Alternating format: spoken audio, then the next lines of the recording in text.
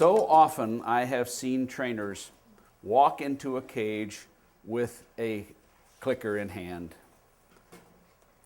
with a strange dog, cat, aardvark, water buffalo, or whatever, or even working outside the cage. They don't spend much time watching the animal, change the environment a little bit, throw something in there, see what the animal does with all sorts of things to get a reaction on the part of the animal. They start to train. Now, in this little description of behavior, of training, what do we have? You need to spend time finding out what you have. Now, you don't have to spend days, and just standing there watching things go on in there doesn't really help. You're sitting there and you're going to be training a lion and you're watching the sleeping lion, and I'm watching a lion sleep. So what do I learn from a sleeping lion? Not a whole heck of a lot. But I do know better than to wake a sleeping lion. So what am I going to do? I'm going to go do something else. But when the lion's awake, I'm going to come back and I'm going to watch this lion. And the first thing that I'm going to get from this lion is the reaction to me. And I'm going to watch that. Now, the regular trainer might say, oh, just a sweet animal, no problem at all. Do I believe that trainer? No, because it's my rear end that's on the line here. So I want to see how this animal reacts to me. And there's certain things, there are do's and don'ts with this particular animal. When you're working with particular dogs, you already have enough experience to know there are do's and don'ts with certain kinds of dogs, certain behaviors that you expect to see from certain dogs. And I don't mean in a particular breed, but a dog that you know that has exhibited certain behaviors before. If you have a dog that's highly reactive or whatever, you know better than to be dancing around and throwing things at the dog, and you're going to be quiet at first. And then gradually move more and more, maybe move objects around to see how the dog is reacting to that. You're going to find out what you have. That's key. And that's more than just standing there observing the dog. So often people say, I just watch the dog. You do find out what you have. Now, you need to define what you want. And you should have that in mind pretty well when you're observing this animal. Now, that's not 100% always the case. If I am working with a new animal in a zoo, a new species, I'm not really sure what's there and what elicits it. And I'm not sure what the full range of capabilities is of this particular animal. So I might say that I'm not sure what behavior I'm going to go after. I am just going to see how this animal responds to certain changes in the environment. Then after watching this, I see something, boy, this looks pretty neat. This animal can roll over. Well, it looks really neat when it rolls over. Or just when it sits and with its head up, it looks neat. A vulture, and this is a beautiful example. We did a show for Opryland where a vulture was trained to be a cuckoo in the cuckoo clock. And have you ever seen a vulture sit there with his head down like this and with the wings kind of half, it's funny and menacing and that sort of thing. And this clock would strike 12 and this would come out, and this vulture would just be up there looking out at the audience. And the audience would just break up. Instead of a little cuckoo, there's this vulture. The vulture didn't have to do anything but just look like a vulture.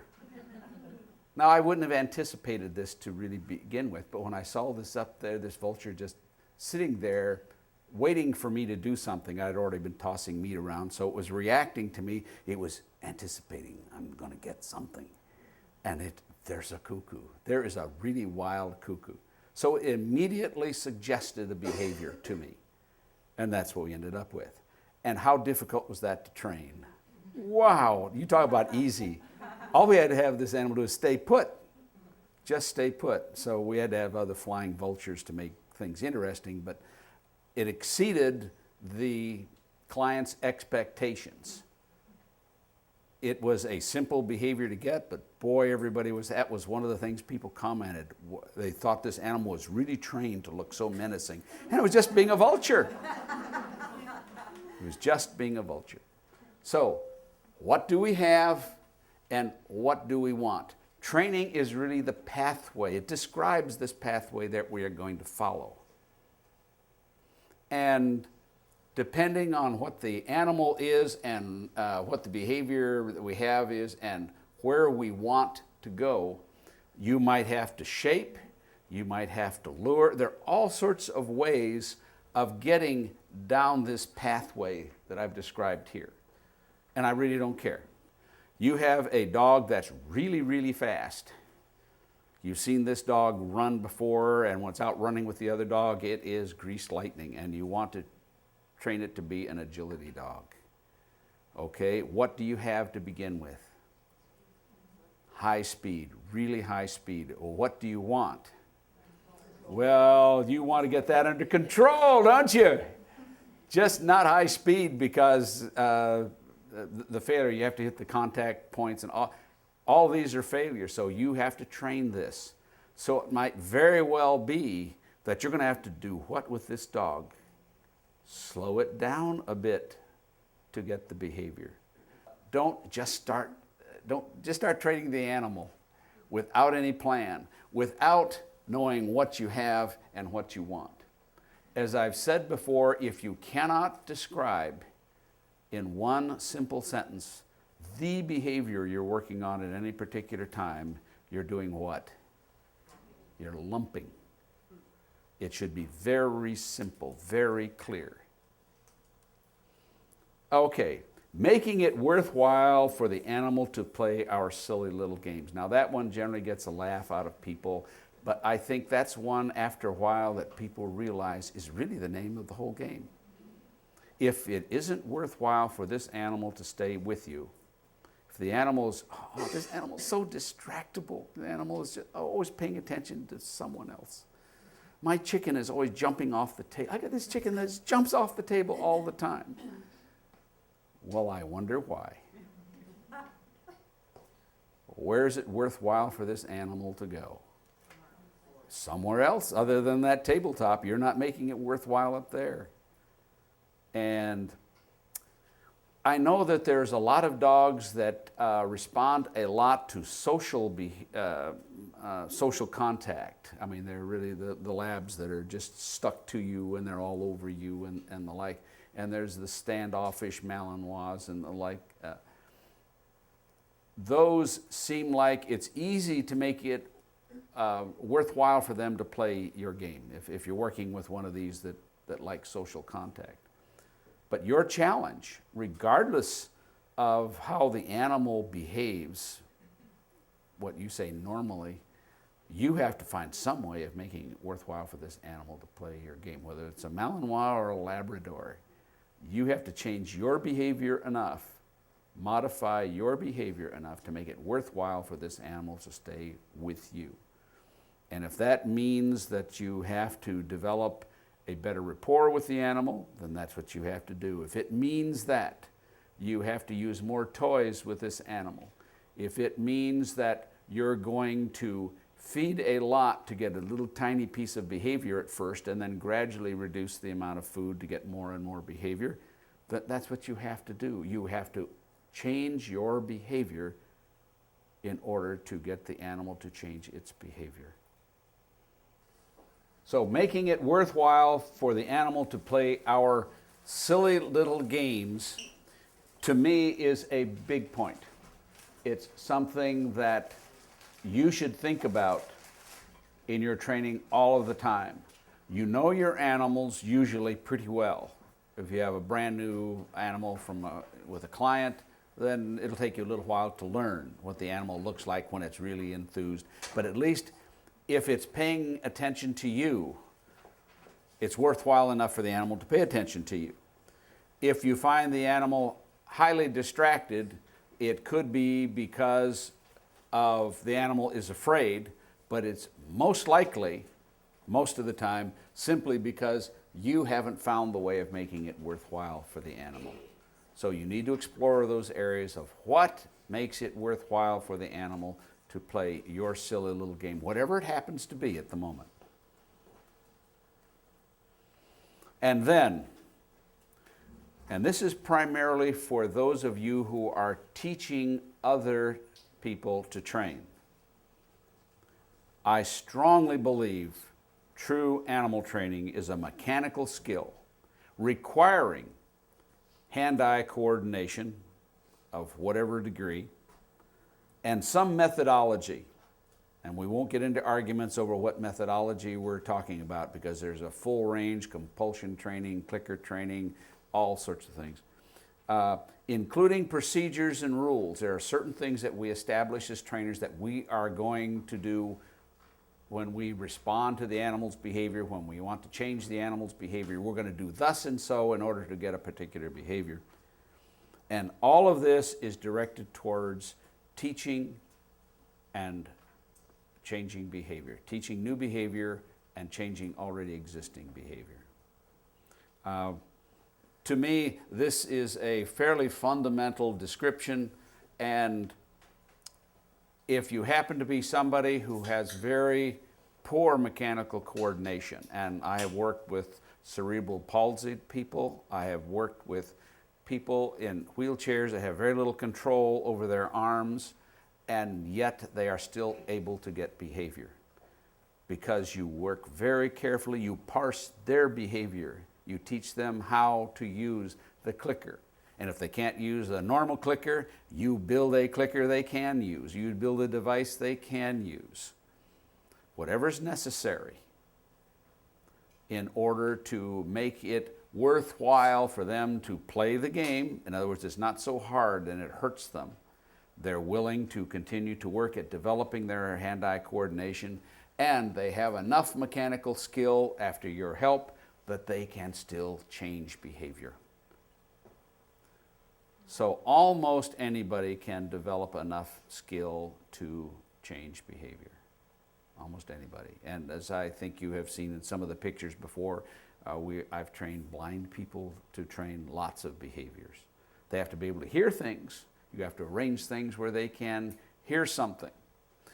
We had in Massachusetts, Karen Pryor's partner in the chicken workshop was a blind lady. And this blind person trained the chicken to make the discrimination. And how did we do it? We had to use sound, didn't we? Okay.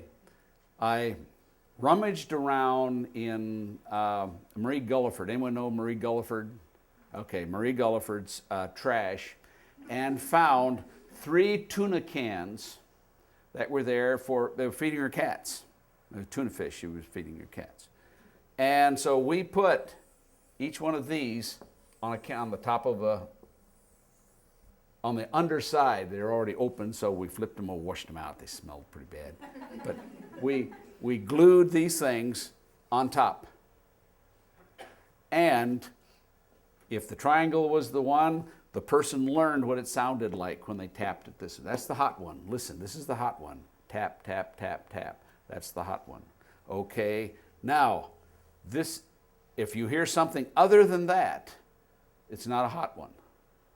So, taught the chicken to peck at this one, then put this one out. And she was able to discriminate the difference in sound between tapping at this one and tapping at this one. So the chicken learned just exactly the same way as a sighted person, except what was the difference? She was always late, very late, but consistently late. And there's a message there that if you're extremely consistent but late, the animal will still eventually get it. And that's why so many people have had some success with clicker training, even though they're really not very good at it, because they're at least consistent. They don't realize that they're late. No one has explained to them that they're really being late. And the animal finally dopes out what you want.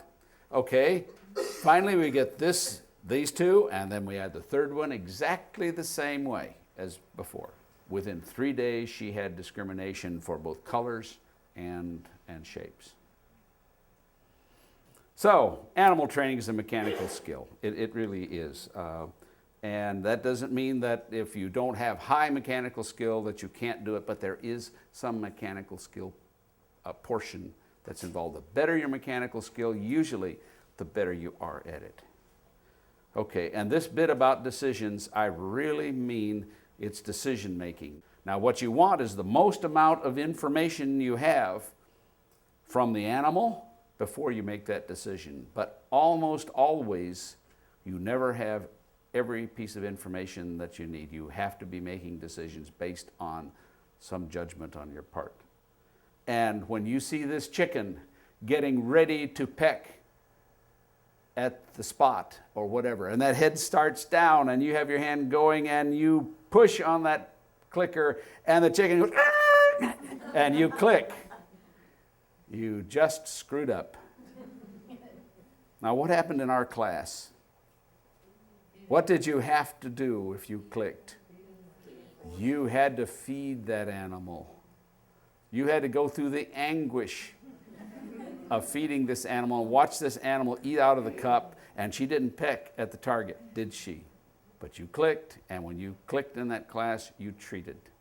Now, in real training, when you're really working with an animal, and you click, and something really happens and it doesn't turn out the way that you really wanted to, are you going to feed? Yes. I wouldn't. I wouldn't. You're compounding your problem. What should you do? What's the first thing you do?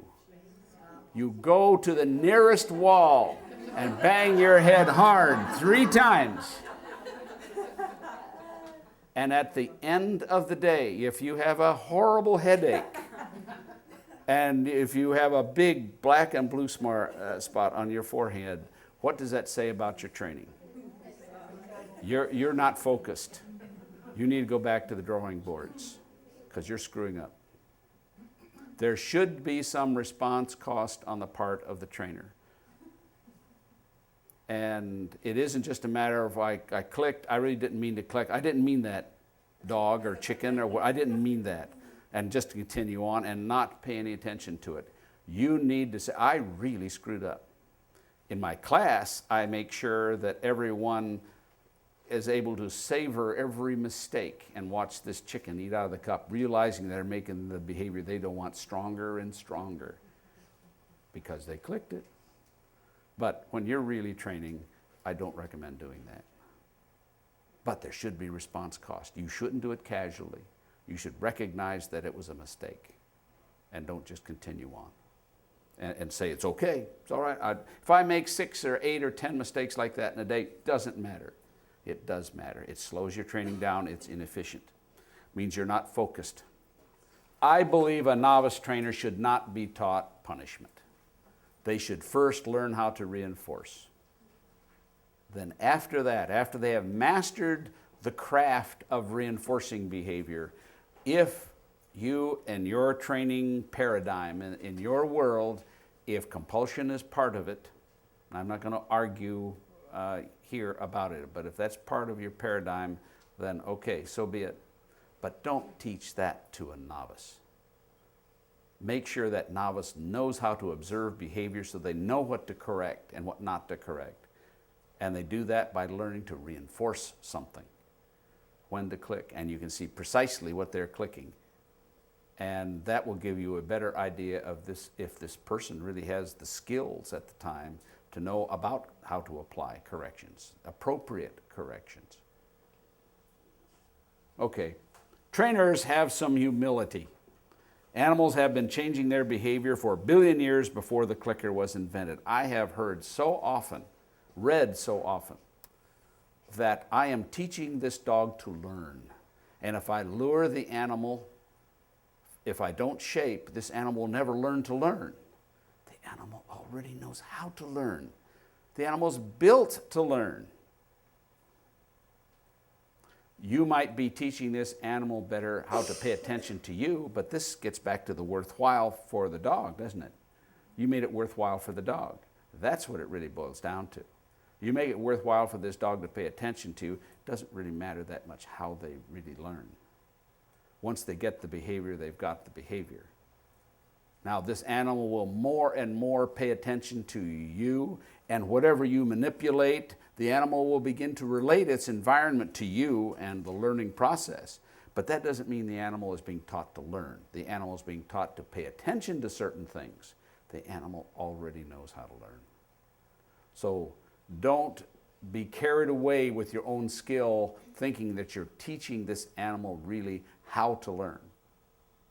The animal, you might be teaching the animal what to learn, and pay attention to what you're doing. Pay attention more to a particular part of the environment. All that's possible. The animal already knows how to learn. It's this idea of humility that we get carried away with ourselves sometimes.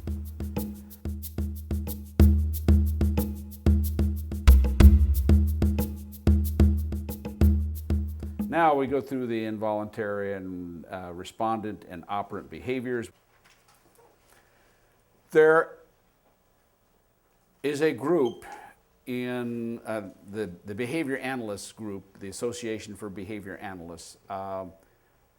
They are coming up with some information, both neurological and behavioral, that indicates that operant and respondent conditioning are really simply two expressions of the same basic learning process. The only reason that I'm mentioning this here is that it's beginning to come out in the journals, and I don't want you to be blindsided by hearing people say, well, operant and respondent are really one and the same things. They're really not saying exactly that. What they're saying is the process of acquiring information, whether it's operant or respondent, it could be much the same. Now, this is just an extension of what the Brelands did way back in the 50s, but now they're refining it. And instead of the two extremes, remember I mentioned there's the two extremes, you have the respondent over here and operant over here. That's the way they used to talk about it. Now they're saying it like this, and there's hardly anything in between. They're all the same thing. That may come about in the next 5 to 10 years. It may happen, may not. But the evidence is beginning to look a little stronger all the time that they may really be right. Just don't be blindsided and say, oh, I've got to change my training completely. It really doesn't change anything that we do. This is laboratory type stuff. You will still train much the same. And you'll have Pavlov and Skinner sitting on your shoulders, and your objective is to make Pavlov as small as possible and Skinner as big as possible. That's what you're going to try to do. That's not going to change. So just don't be blindsided by this. If you're interested, every year there's usually at least 3 or 4 publications that come out of the behavior analysis meetings in May of every year, late in May. And in their publications and their proceedings, they usually have, as I say, a number of papers where they're pointing this out and the evidence for it. It's primarily laboratory work. So, and I think we all understand that all behavior has some sort of innate component. Somehow you can trace it back to something that the animal did as a little baby. This was really kind of neat meeting this guy. Now this is history. He knew, of course, Pavlov very well. Pavlov was an old man. But the stories that he told about Pavlov and his experiences conducting these experiments, the fact that they were firing cannons in the street, because they had the Russian Revolution was going on when much of this was going. And do you folks know about the sacrificing animals? That he had to sacrifice half of his dogs to feed the other dogs. That's how he conducted a lot of his experiments. And the family agreed to share their meals with the dogs. They were short of food. Imagine if Pavlov could have had grant money at the time. He couldn't buy groceries. So, everything is relative, and it's really neat what went through. If anyone's really interested in reading about this, there is something called the Pavlovian Society, and they have a number of publications where they describe what Pavlov went through during his experiments. And it's absolutely amazing the sacrifices that he and his family made to do this work.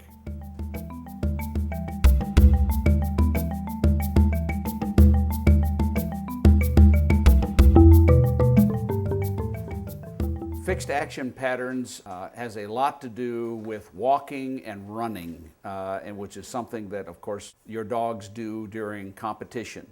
And I would assume even during, what do they call it, confirmation, when they're supposed to look a certain way, they walk in a certain way.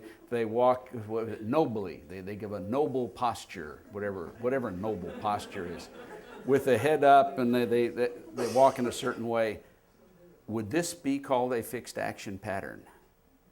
I would say probably the walking pattern. You're trying to teach this dog to walk in a particular way in order to give it's a gait training. How many of you work with horses? Your gait training, you want a particular gait, that's definitely a fixed action pattern. And I would say probably with dogs it's the same thing. But there are other fixed action patterns. And we have here the piano playing duck. Now, how do a lot of what they call puddle ducks? You've heard of a diving duck and puddle duck?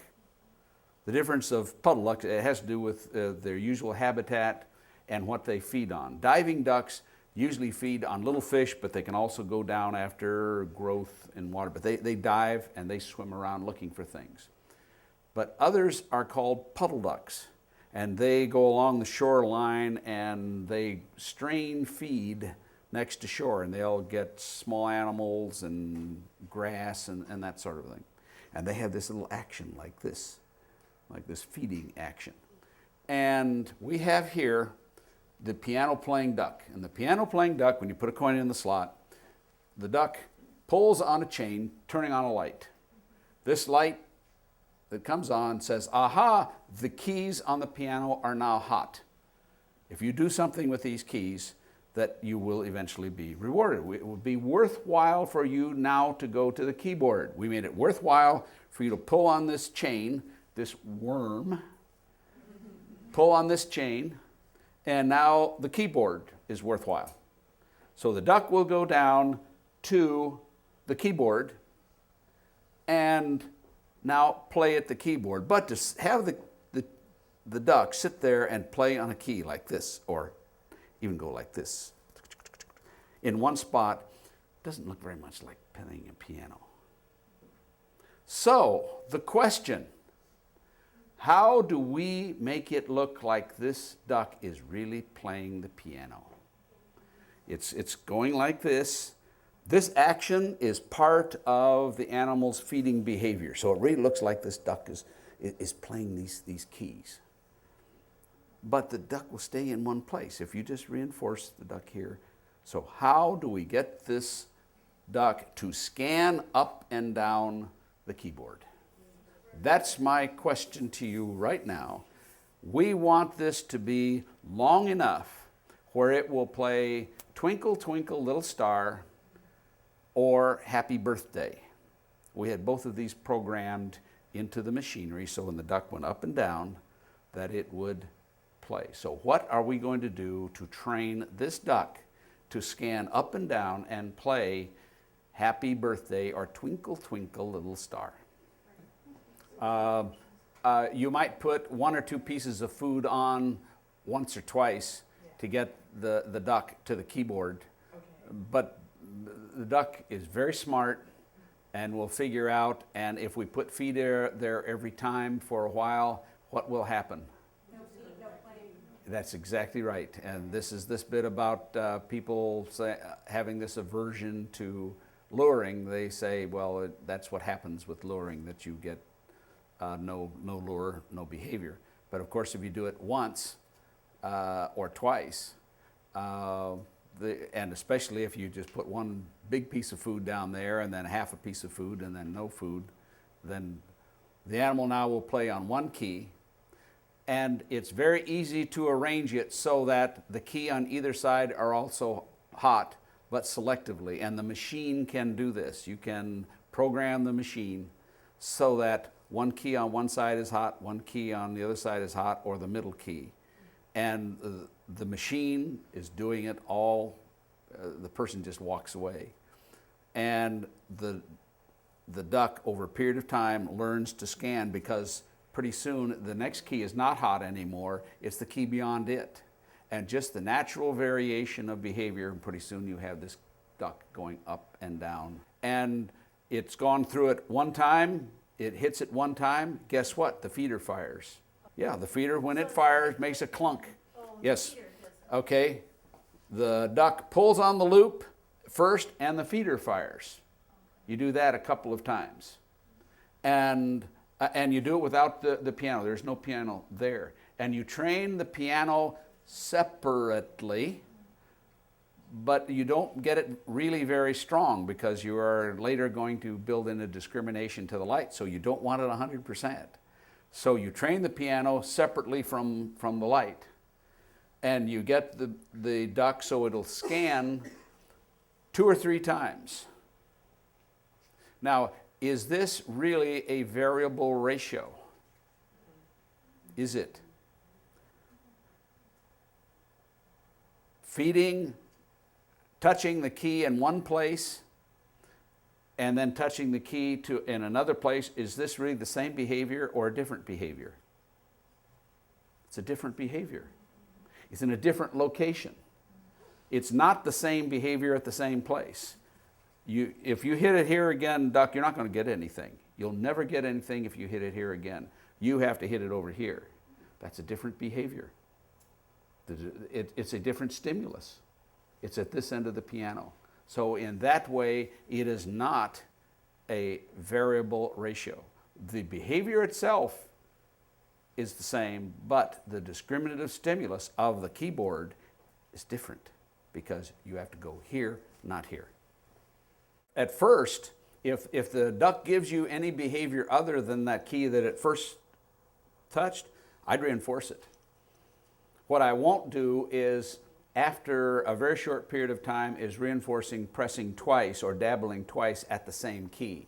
You've got to give me another key before I will reinforce you. When the duck finished, the duck would go up and down the keyboard and really look like it's playing this thing, because it's hitting lots of keys. The duck doesn't really figure out when it finishes there are only 3 hot keys in the whole thing, because the hot key was moving all over before. And now it just knows that if I'm over here, then here, then here, then here, then back here, and it never figures out any one key. It just knows that I've got to go to this end of the piano and this end of the piano and in the middle, and eventually I'll get reinforced. And also, the duck does not know what is the first hot key. It's changing. Every time it changes where it's supposed to start. It's not always the same place. It might start in the middle, it might start on one end. That's always changing. And where it ends also changes. Why? So the animal does not build a sort of pattern that I'll go through so many, and then I will, remember about fixed ratios? The animal will go slow at first, and then as it gets towards the end, it goes faster and faster and faster. We don't want that. We want the animal to be very, very steady in its rate of response. And it's the same things you folks are doing with your dogs. Superficially, it looks and behaves as if it's a variable schedule. But that's where the animal does exactly the same thing over and over again. To the same discriminative stimulus, the same cue, and you have to do this a certain number of times in order to get reinforced. Well, here you have to do something different. You start here, and then you go here, and then back again, or you go all the way here to here, depending, and we did it a number of different ways depending on what the duck was used for. But usually the duck just scanned up and down the keyboard with it, and it actually rippled down the keys. The duck didn't realize that to be most efficient, it could just sit in one place and go bang, bang, bang. Bang, bang, bang, bang. It didn't do that because this fixed action pattern was built into the duck. And we use the fixed action pattern the same way you folks use the fixed action pattern of a running dog going up and over an A-frame. You don't have to teach the dog to run. But now that's not exactly true. You have to modify the behavior so it touches certain places and it doesn't get to the top and just launch itself into the air, which probably would happen if you let the dog do it. So you have to modify the natural behavior of the dog. And you have to do this very early in the game, as I described before. And we did the same thing with the duck. We have this machine set. This time you have to press here to start, but the duck doesn't really know if it starts here or there. And they sometimes develop preferences, but we really don't care. We really don't care. Where it ends up, we want to make sure that it varies often where it ends. So the duck never figures out that I do this so many times and aha, now I go up and down exactly 4 times always. So I'm going to do the first 3 or 2 real slow, and then what's going to happen to the next 2? Zip, zip, zip, and that's it. And we had a variable, and I won't go into the electronics of it, but it was a way of getting either 6 scans or 9 scans and up and down 6 times or 9 times, and the animal doesn't know really how many times it's going to happen. So it might play Happy Birthday 1 time all the way and a little bit, or it might get almost to the end of Happy Birthday and it stops. And we never had a duck say, oh shucks, we didn't finish Happy Birthday. Never happened.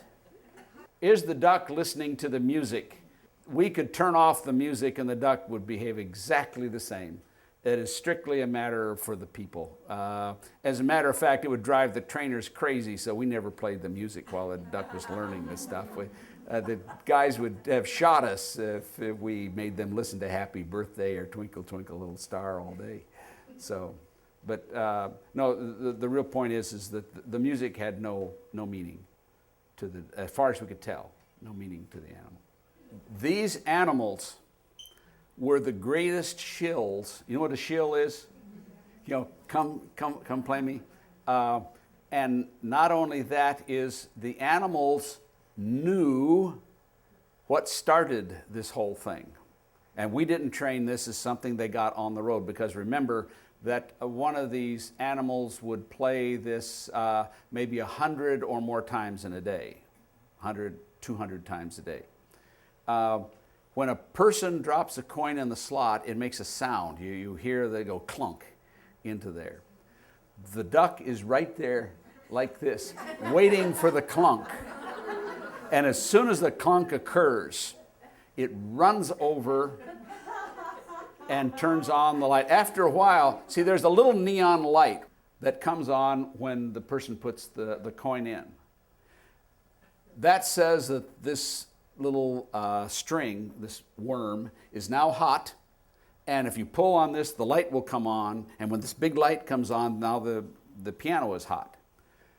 Because it's the clunk of the quarter going in the slot that does it. And that happened with all of the animals. And remember what I've said before last time, the animal will learn any cue that will predict reinforcement. The duck learns 2 separate behaviors, and I mention this because of the chaining aspects of this. We don't train it all together. There's no reason to train it together. They're 2 really separate behaviors, and they automate beautifully, and they put together beautifully, and the duck solves the problem rapidly. We don't have to try to train in reverse or anything like that. Is the duck easily distracted? That is probably 2/3 of the training of all of these animals, and it's why it takes as long as it does to train a chicken. We say it takes X number of hours, but 2/3 of that is spent habituating the animal to all of the things the public can do to these boxes. Actually, 2/3 of all of our work is preparing the animal for what can happen to it in the outside world. 1/3 is spent on the actual training. Does that give you any idea about what we had to go through? And it really involved a lot of automation. We used balloons all the time with little faces on them, and we had them paraded up. Our kids earned money, 10 cents an hour. Pulling wagons up and down, and tied to the wagons were balloons with faces on them going past all of these units. Adapting the animal, desensitizing the animal to all of these activities. So, we have gone through how we got the piano duck. I'm going to describe something, and I really think it's kind of neat. It's a little personal thing. I've spent a number of weeks up at Susan's teaching for her, and spent the time in the house. Now, she has 3 Jack Russells and 3 Border Collies, and the house does this, like this, like this. I mean, it's really going. In the morning, when it's time to go out, that the dogs gather in front of the door. This mass of dogs all pushing to get to the front and the like, but they're inside the door, and she opens the door and stands there. And all of these 6 dogs are there sitting, but they're just so tense, and they're moving but so tense, ready to go. And she will randomly call names. And when she calls a name, and that dog is gone, like this. And they run out in the yard, and they're running out on this big meadow that they have out there where they do their agility work. And it's right in front of their house. And then she'll call another name, and that dog is gone. And she'll call another name. And then, and it happens about every other time that she calls out one name, and guess what happens? 2 dogs go. One dog is really gone. That's the name that Decaf is, a little Jack Russell, is gone. And another dog was led astray, let's say, and takes off. But by the time it's halfway down the steps, instead of being this blur of motion, it's already slowing down. And it's just waiting. And then, of course, Susan will call the name, and the dog will turn around and walk slowly up the steps. Slowly up the steps, walk through these other dogs, and sit behind everybody else. Because guess what? It's going to be last, unless someone else screws up. It's last. And it just sits there, and you just see this look. And all the other dogs are still like this, but this dog is just sitting there. It knows. It knows. How did she get it that way? How? Consistency. Absolutely rock solid consistency. Rock solid consistency. All of this behavior are things that she had to condition, and she found very early on, she didn't have really the explanation as to why, that when she spent a lot of time training some of these very rapid behaviors and then tried to change it a little bit, it isn't quite what I want, she realized that it was really tough. And oftentimes she had to stop the apparatus completely and retrain the behavior in order to get it to precisely what she wanted. And it took a long time because it kept going back to what she had before. And she realizes now that she had better be sure of what she wants. And I can see sometimes it might be best not to train on the final apparatus, but something else. And why is that? Because if you make mistakes, it is less likely, I'm not saying it's going to be 100%, but it's probably less likely to translate to the final apparatus. I'm really, again, talking about something that I have had no direct experience with for agility. I've had some experience with training very fast behaviors for other purposes, and that was the case. We learned to train elsewhere under other circumstances, and then when things were close to what we want, then translate it to what we really wanted, and we had less trouble with it. Okay, I've already said it. Fixed action patterns are tough to change. Once you've trained one, fixed action patterns are very difficult to change. So, don't rehearse unwanted behavior. If you feel, there's something wrong with the circumstance, you have some unsettling feeling inside that something isn't right, stop what you're doing. Don't keep training at this. Make sure you're really doing what you want to do.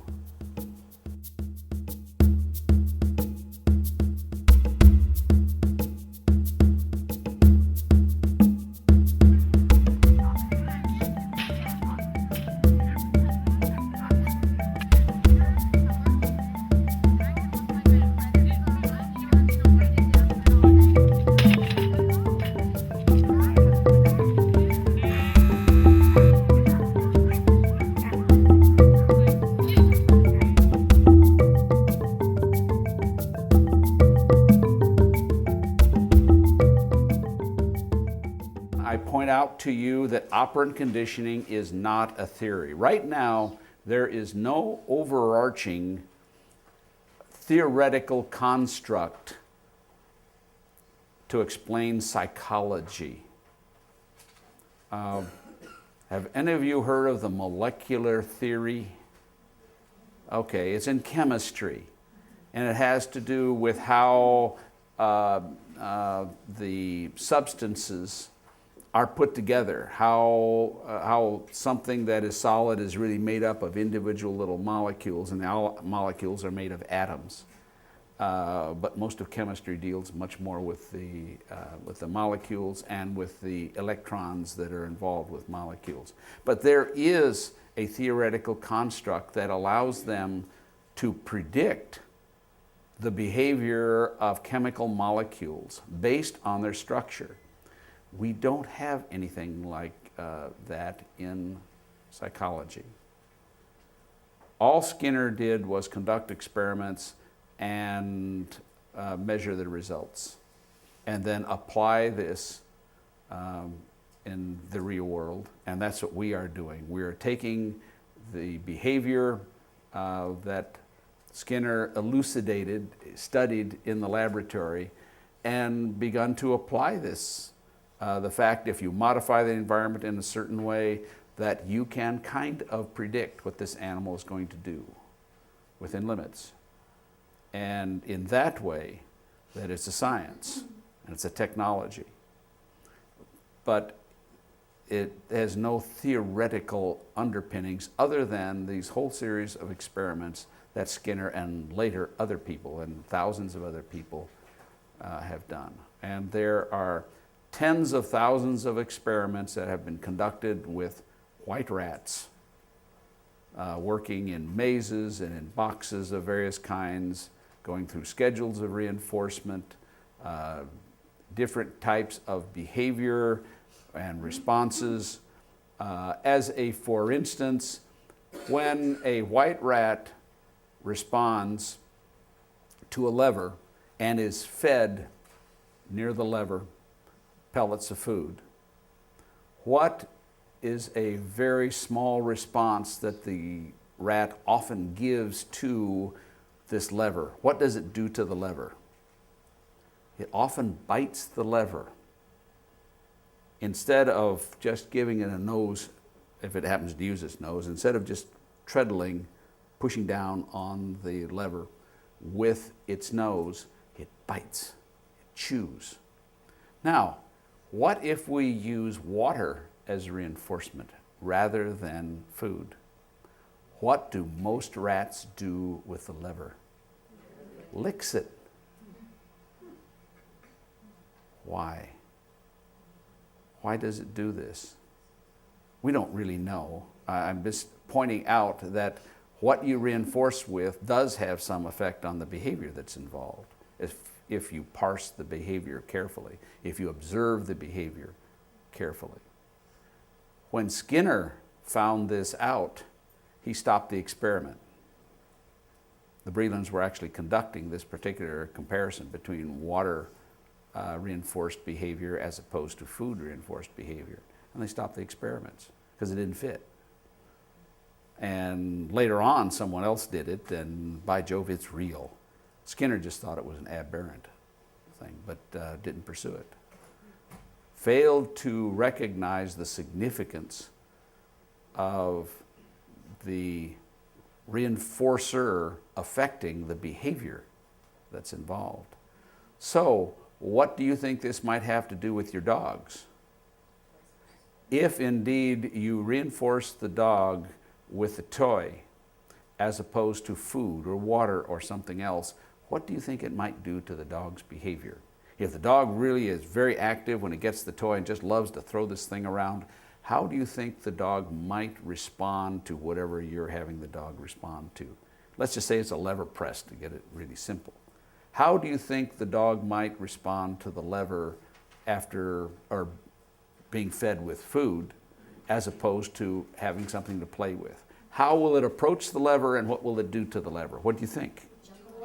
Yeah, the toy, it's going to be more of slapping, doing all sorts of things as opposed to food. It might lick it or hit it or just and try to get over to where the food is. The point is the response will be different. And these are the sorts of things that Skinner did not explain well. He actually refused to address. And I say refused, he said it's of no significance. And that's where the Brelands and Skinner parted company, because they realized very early on that it was significant, it was important. You folks, if you really pay attention, you know that it does make a difference, what you're using for a reinforcer. The real thing I want to point out is Skinner, by and large, got it right. They haven't changed the basic idea behind what Skinner presented at the time, and that's pretty good. When you figure it's been there since 1938 and hasn't changed a great deal, it's just become more useful. It is sad that the behavior analysts have not been at the forefront of giving you folks the information that you need. You are getting as much from the ethologists, from the biologists, and from people like the Brelands than from the laboratories where they're studying, supposedly, the reinforcement and other issues. There are some people at the University of North Texas that are doing more and more experiments that have to do with the sorts of work that you folks do with dogs. They're doing it with wild animals usually. And that has to do with species-specific behavior. They are studying species-specific behavior, which would include a lot of things that dogs do that other animals don't do.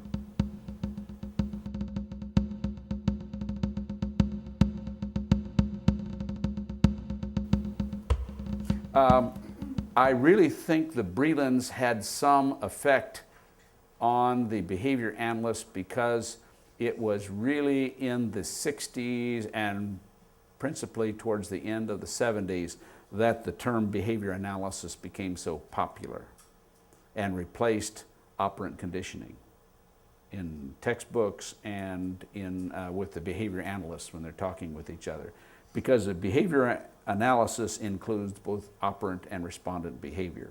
So they don't have to battle the battle anymore of saying operant conditioning and it doesn't include Pavlov, because now they know Pavlov's is important, very important, even for operant behavior. Oh, so if you want to call animal training applied operant conditioning, you have permission to do so. It doesn't have to be applied behavior analysis. So ABCs, practically everybody here has had lots of work having to do with the ABCs.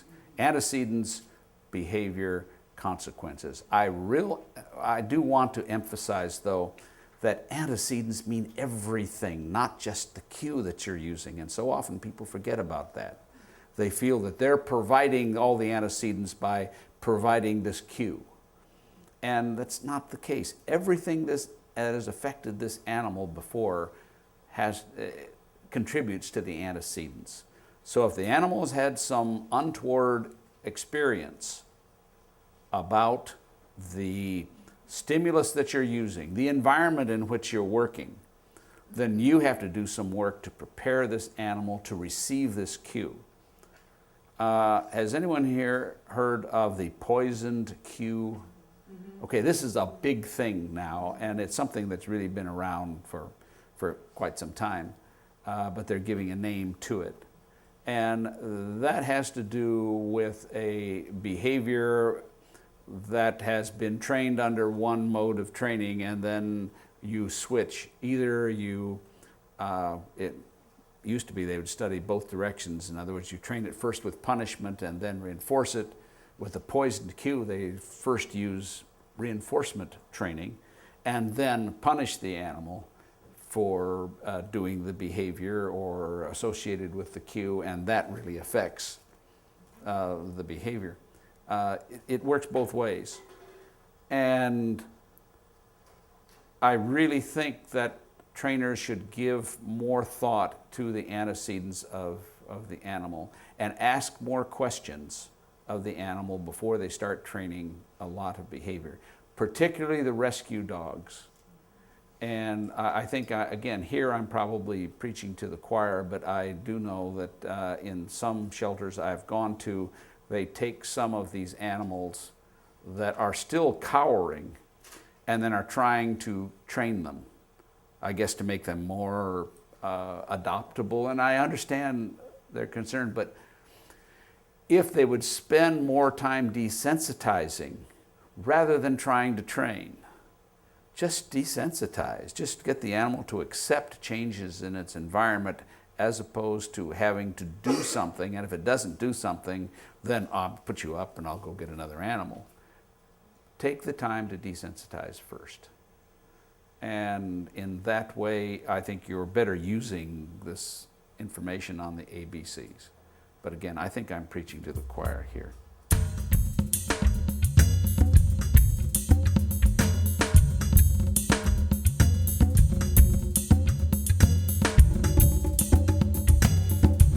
Okay, stimulation. I have seen so often novice trainers, I have seen teachers not explain stimulation to novice trainers.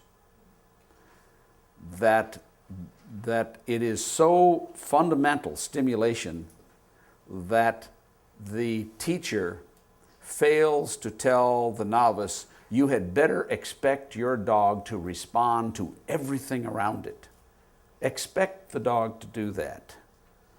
Don't just wait for the dog to somehow respond in an untoward manner before you finally say, oh, I need to do something about this.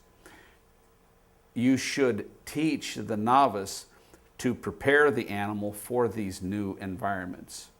Don't just walk into a new environment and expect this dog to adapt instantly. And if you don't teach the student about this, I think they ignore this. They think the animal should adapt almost instantly because it doesn't bother them. I'm not afraid in here. Why should you be afraid? You're with me, I'm taking care of you. The dog doesn't know that, especially if it's a new dog. And it is possible to make the dog more sensitive. We all know about the reactive dogs, and we know that there are some dogs that are born that way. There was a project, and it was mentioned in Patient Like the Chipmunks at the Veterans Administration Hospital. It was called the Fort Roots Study, if you want to look it up. It took place in the 50s and 60s. And it had to do with trying to find behavioral cures for schizophrenia and some other human ailments, mental ailments. And they bred a colony of dogs that were hypersensitive. Now, what do I mean by hypersensitive? If you walked into the kennel and you clapped, like a good loud clap like this, there could be 16 dogs, each individually in there, and all of them would instantly go catatonic. Now, do you know about catatonic? It's like this, and the dog would be frozen, usually with the head up, but just whatever position, and absolutely rigid for 4 to 10 minutes with a clap. Every dog. And for those dogs that manage to reproduce, guess what? It bred true. Virtually every dog that came out of that was that way. Now, on the other side of the house at Fort Roots, they had what they called the normal dogs. And there, they would quite literally shock the snot out of the dogs and create dogs that were much the same, that you could clap your hands and they just, because something horrible is going to happen. Now, it sounds terrible, but the purpose of this was to see if they could cure both forms of this neurotic, psychotic behavior. We were provided these animals, and they would come over in a trailer. We'd get them usually once a month. And we had no idea from what colony they came from. And it was up to us to try to cure the psychoses or neuroses of these animals. And we could usually tell within 3 or 4 days which dogs were created and which dogs were just born that way. And we had virtually no luck at all with the dogs that were born that way. I mean, it was just like banging your head against the wall. You just couldn't make any headway. With the other dogs, we never had them long enough to really cure them, but we certainly improved their behavior, where they would at least approach you and allow you to touch. That was the big thing, allow you to touch them. That was usually as far as we would get, but we'd only have them for a short period of time. It wasn't until after that that they began to use, and we had some of the dogs, where they would use the psychotropic drugs, and that made a dramatic difference in the dogs that were created, the instigated psychotic or neurotic dogs. It didn't help that much with the ones that were bred that way. But they didn't know that much about the genetics. I think they really knew it, but it wasn't quantified at the time. It was a very interesting study, and it really, I think, proved the point that as far as curing genetic-induced mental illness, behavioral therapies wouldn't help a lot. Now, it depends on how bad it is, but they really didn't help that much. And they had hoped that they could create a standard psychotic dog that could be passed around, could be sent elsewhere where people could do standardized research and they could come up with cures, real ways of curing this. And by, I think 1969 or 1972 is when they stopped it, and they realized it just wasn't going anywhere because there was nothing they could do. Everything they did just fell flat on its face. There was no helping these dogs. Not significantly anyway, behaviorally. Medically, you could help some. You could reduce the level of catatonia with Mellarol, chlorpromazine, compazine, any of the psychotropic drugs helped that part of it. But in terms of getting the dog where it would become social, didn't happen. Okay, so stimulation is an issue as far as I'm concerned because we don't pay enough attention to it. We forget that all life forms, by definition, respond to stimuli. So don't be surprised when the dog responds to a stimulus. Be surprised if they don't. Why don't they? Are they really desensitized to it? Do they not perceive it?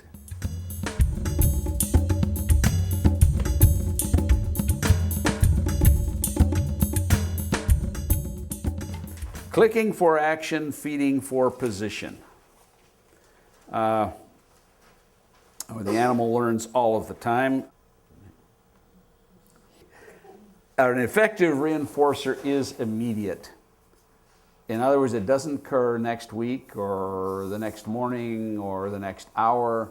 It occurs immediately. Now, how fast is immediately? As quickly as you conveniently can get it to the animal. And the bridge in particular needs to occur just as close to while the behavior is still going on as possible. Is the animal going to associate the click with an ongoing behavior or the overall behavior, in other words, the end of the behavior, as well as, or only specifically when it's clicked? It depends on how consistent you have been. If you have been inconsistent, if you have clicked sometimes when the behavior is really terminated and you haven't tried to mark exactly the behavior that you're interested in, no, the animal will not associate very well. I'm going to have this video that's going to have essentially exactly that on there. It's going to have to do with the cone behavior. But you need to really be consistent on where you provide that secondary reinforcer. And what you want is the behavior that you really want, and if that happens to be fast behavior, that's when you want to click it. And then where you feed is somewhere where you don't stop the behavior, the animal essentially going back the other way. The animal keeps going towards you in this instance, or through the weed pole, and then feeding after. Now, if the animal slows down a great deal after the click, then again, you are going to have to arrange the clicking in such a way that the food can get rapidly to the animal, because you don't want the animal to slow way down and then present it with food. You don't want to do that. You've got to arrange circumstances where that food is delivered rapidly at that highest point of behavior. And what that would mean is we probably need fewer weaves and catch it right at that point where it's going fastest, and reinforce at the nearest opportunity to get the food to the animal.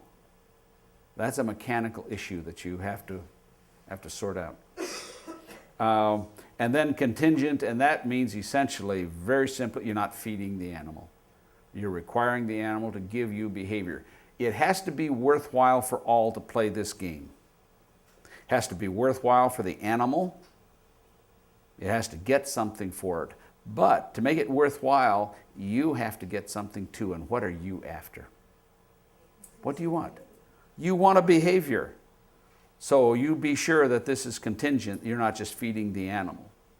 It was always true, almost always true for almost everyone, on about the second day of training in the cueing and criteria class in chicken training, that everybody overfed the animal because they were feeding the animal and not requiring behavior, because it seemed like a pretty simple behavior. We're working on cueing at the time, and people were just reinforcing up a storm. I say reinforcing, they're feeding and not demanding more and more and more behavior, even though I cautioned about it carefully several times and explained they should have the animal waiting longer and longer before they actually they'd turn a laser light on, and the person would the chicken was not supposed to peck until the laser light was on. You make the animal wait longer and longer. Well, it looked so neat. They turned the light on, this chicken would peck, and they just do it time after time after time after time after time after time after time,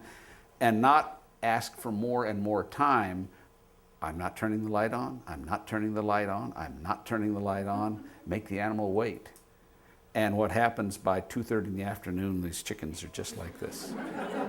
And they're happy. I mean, you see those little smiles on their faces. But what do you not have? You didn't have the behavior that you wanted. You didn't have the animal waiting. And the animal's not going to wait. It's not an ethical chicken. The animal might know what you want, but it's not going to give it to you if you don't ask for it. So make sure it's contingent. And then valued. Make sure the animal really wants what you want. I mean, what you are giving. Make sure the animal appreciates what you're giving it.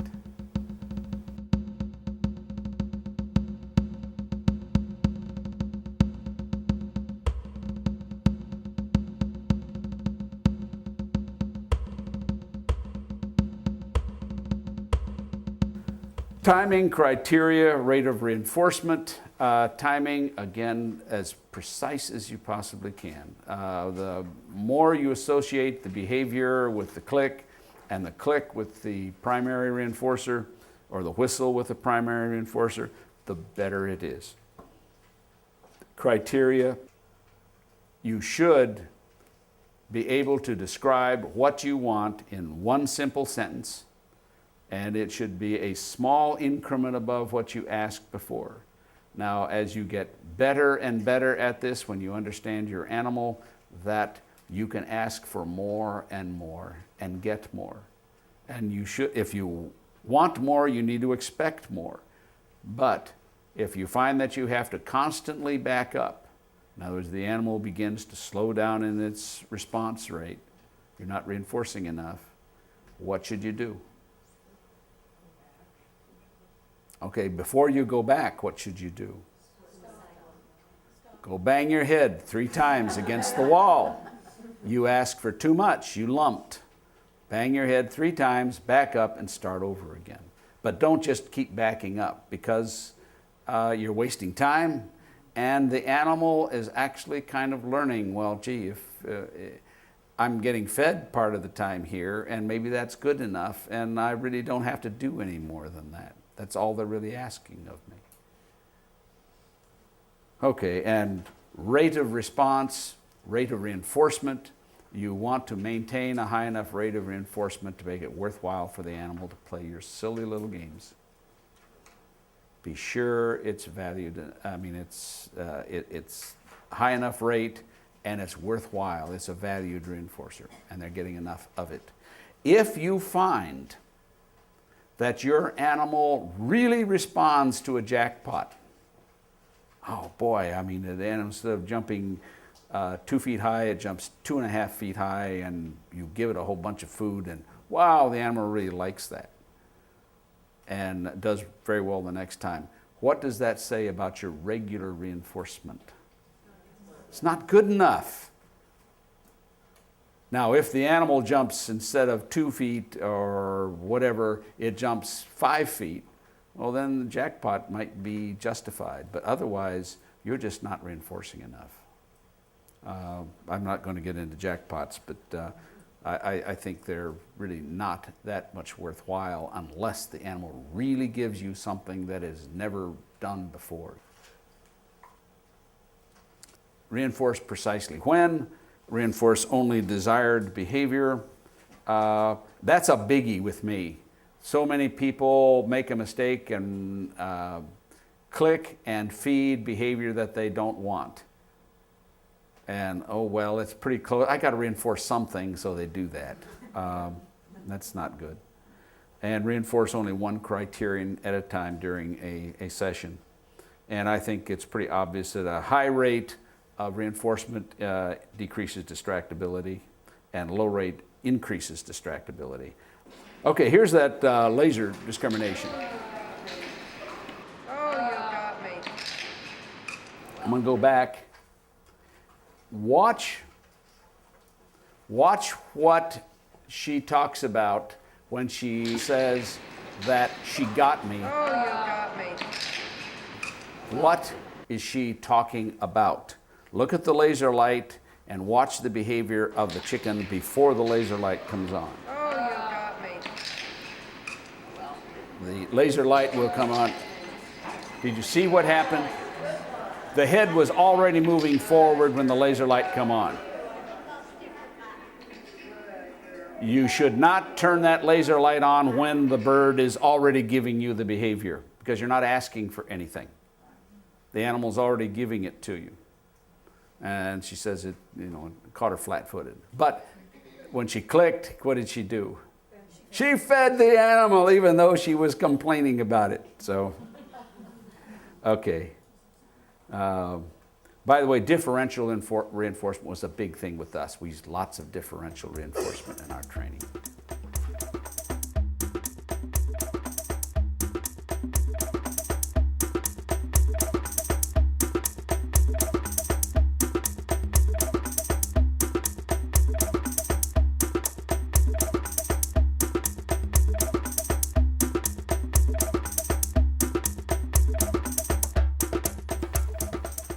Fluency was probably the single most important part of our training so that other people could use our animals. When you consider that we only had a certain number of trainers, we had a staff of 40 to 45 people, and yet we had dozens and dozens of shows all over the United States. There's no way we could staff all of these, so we had to train people on site to use our animals, and then we left them.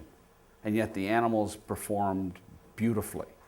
And that is because we train to fluent behavior.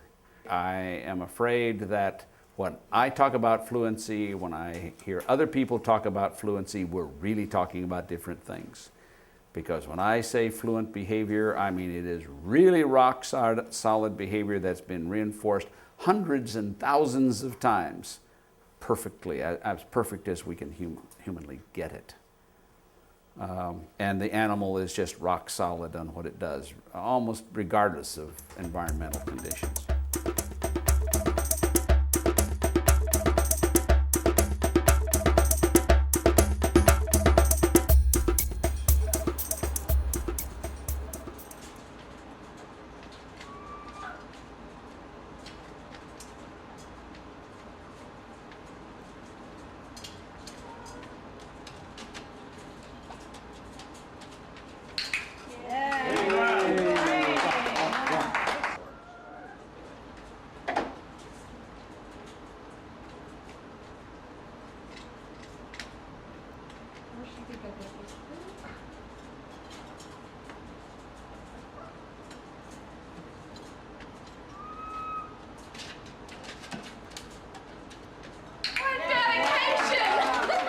The trainer's dying on this one. She thought the behavior is down the tube. Once the chicken went underneath there, that was it.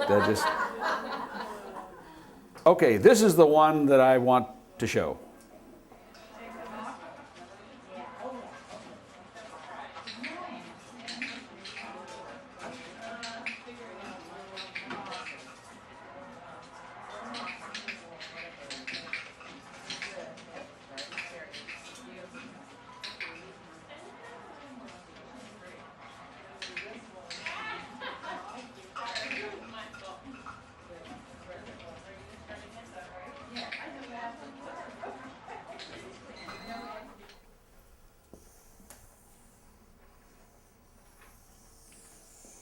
Here's the table, 8 feet long. Here is one of the cones. Here's a cone. Oh, well, consider that enough room for the animal to get around. The chicken, as you could see, when there is a red cone, the chicken is to go around this way, like that. If there is a cup, and it's different colors, but they're cup-shaped, and they put right over the top because that's easy to do, the chicken then does this. The trainer must stand here, cannot move. And remember, this is depending on the tables we were using at the time, and we used both 6 or 8 feet. So the trainer could reach out, let's say, about that far to reinforce the animal. How did we train the behavior? How did we teach this animal to go all the way out there when there was no way ever of reaching out that far to really deliver the primary reinforcer? You had a click and you had a treat. Now, we had two behaviors here, didn't we? Depending on the stimulus. Then how did we teach the chicken to do both behaviors? Was the behavior at first at short distance and then we extended it? Of course it was. I can move these cones anywhere I want. So where did I start? I started right here, just like that. And there they were. There are the cones. Right there. So, the chicken's here. The chicken starts this way, and there's lots of ways of luring, do all sorts of things. The chicken starts this way, and we click here, right? There's a click.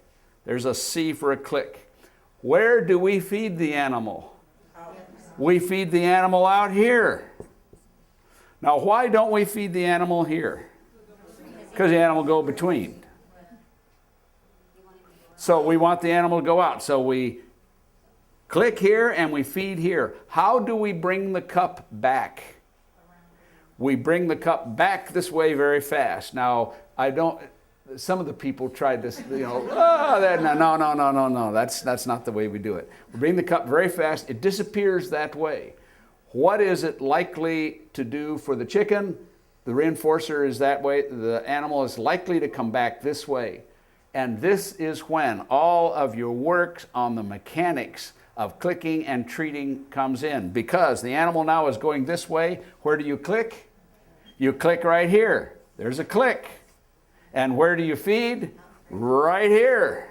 You get the animal going this way. Click, feed, click, feed. You click for action. The animal's moving this way. You don't just, the animal's standing there and you click and you treat, which is a what? You're just luring the animals, all you're doing. You get action. The animal has to be moving before you click. And you get the animal going this way until finally it's a whirling dervish going around. And you remember that they're going around and around and around and around. And after a while, where are you going to be clicking and treating? You might click out here one time and feed here, not where it'll go this way, but where it goes this way. And then you have to give me 2 of these, and then 3 of these, and then 3 sometimes, and 5, all the way around before I will give you a click and a treat. Now it's all the same behavior, so now what are we actually doing? That's a ratio. We are actually going on a ratio of going around this. But we are sometimes asking for 3, sometimes 5, sometimes 7, until finally we have this animal really going around after the food. Now, what do we do with the cones? Okay, now actually, I'm going to just point out something. We've got a real choice. We could have really started out here a ways. Here are the 2 cones, like this. We could have started out this way and actually moved this cone this way, couldn't we? And move this cone out this way until, and this is about as far as you can reach, let's say, just about right here. And we've got a number of choices. We can be moving these cones around within this. But we get this going around and around and around and around until finally it's 7 times, 9 times without a reinforcer. And then what do? We move this out until we can't reach out there anymore. But what can we do? We can click, and we click here, and where do we feed? We feed somewhere back here. It's like a slingshot. Remember I discussed, and some of you were here, about behavioral momentum? Remember I mentioned something called behavioral momentum? Or did I mention it? Yes, behavioral, okay. That's this momentum. We got this behavior and this animal's going out. And it's the ballistics of the behavior carries this animal out. Now, some of you say it can't possibly be strong enough to get it out there. Believe me, it's strong enough. If you do it enough and you do it properly, it'll carry the animal all the way out here. And not just once. The animal, my requirement is only 2 times, but we've had some people, just for the fun of it, extend it to 5, 6, 7 times. And never once was the animal ever fed beyond that point. So this works. It can actually work, but you have to do it many times. And you have to, it's called bouncing, there's lots of other terms for it, but you have to move these around. And there are little tricks, if you will. If you are always feeding on the inside, the animal is going to have a tendency to want to go that way. So sometimes where are you going to feed? You're going to feed on the outside. You're going to feed over here. The animal's going to come around here, and you're going to feed way over here. So the animal doesn't start developing this notion of wanting to go here. And you can see this with somebody who is forgetting, not paying attention, and they begin feeding always on the inside.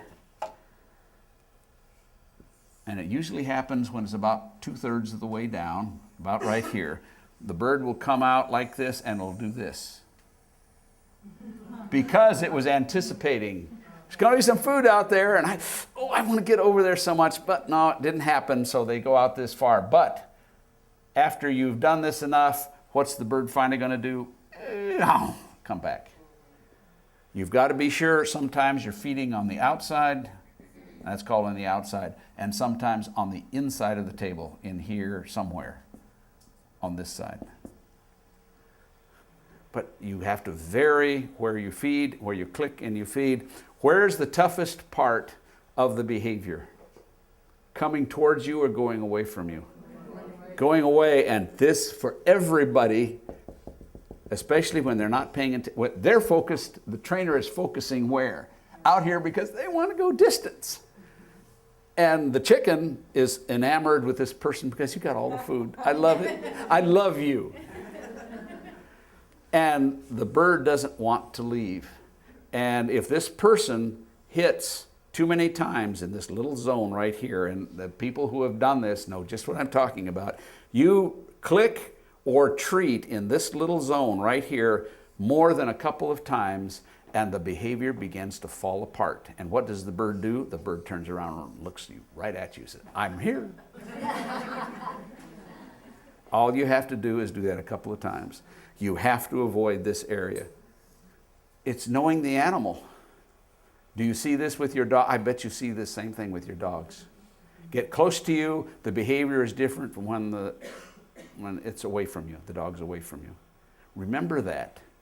And you shouldn't reinforce the dog for being near you unless that's really where you want the dog to be for whatever exercise. Okay, the furthest point, and on a 6-foot table, you can reach just about right here.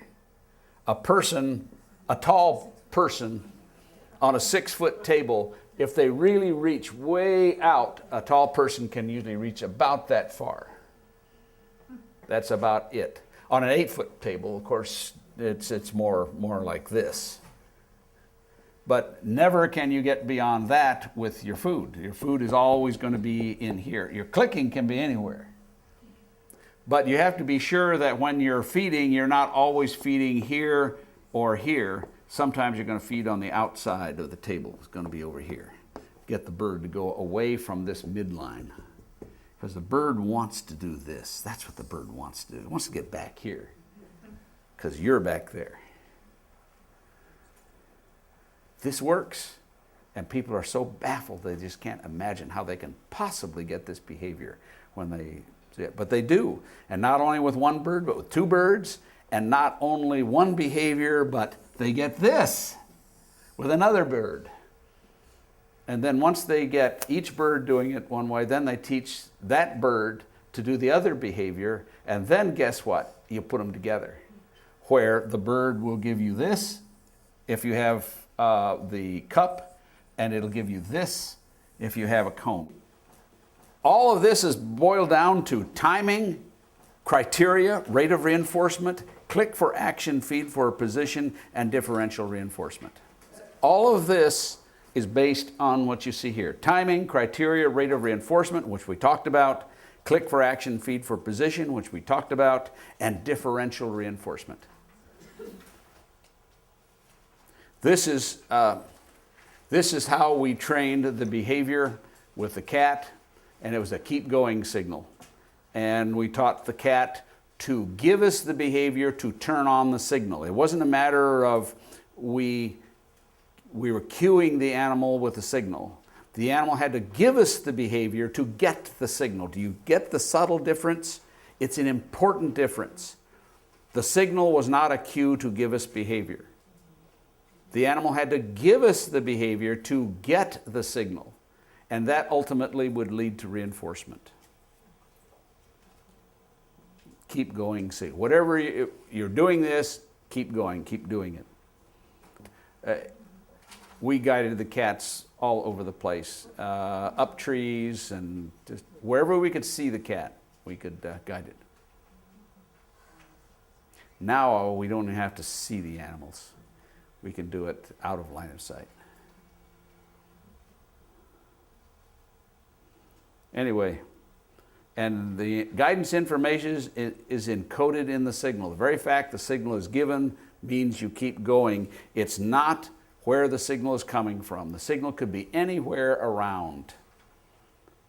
The animal doesn't home in on anything. The signal can come from any direction. Doesn't matter. It's the information that says you're doing right, keep going that way. If you lose the signal, you need to look around until you get the signal again, and then that's keep going. You've given me the head motion, and later on they learn to give the walking motion. So it's not a cue. It is a signal saying you are giving me the right behavior. Keep doing it. At any time we want, we can say, I want you to go in a different direction. And that's what caused the cat to move its head from side to side. We turn off the signal. And now the cat, and it learned, I'll keep walking, but I'll keep moving my head. Oh, that's the way, and now it'll go that way. They caught on to that very fast. You remember this one about the raven? Maybe you gave some thought to it. It's really a matter of asking questions, and the biggest issue here is really the fact that the bird flies at night. And these are ravens. They're diurnal birds. And it took a long time to change the bird over where it flew confidently at night. Okay, this is a dolphin that is just pressing a lever. And the only reinforcement it's going to get is a bicycle inner tube, partially inflated and weighted at both ends. Now, what do you think this male dolphin does with this inner tube that's partially inflated so it floats up like a U shape? Oh, it doesn't swim over it. It carries it around. How does it carry it around? I'll let you decide. That's the, oh, oh. Now, the real problem here is how do you get the girlfriend back from the dolphin?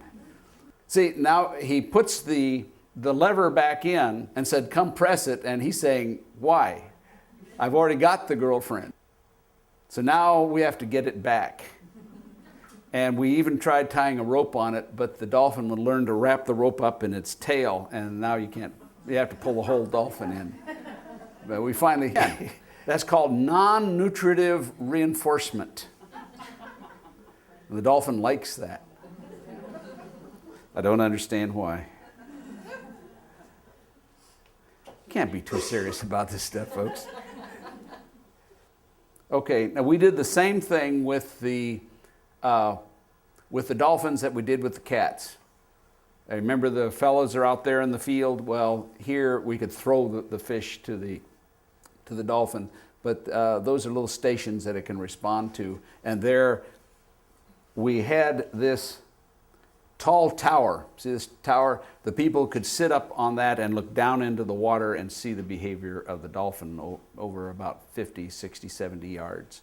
So we could guide the dolphins. Now later on, it was all done remotely, and we could guide the dolphin over miles, many miles, and some of our missions exceeded 8 to 12 hours. The dolphin is out there without any reinforcement. When the dolphin came back, we only used male dolphins, and guess what we had waiting for him at the... A bucket of fish and a girlfriend. And what was the dolphin after?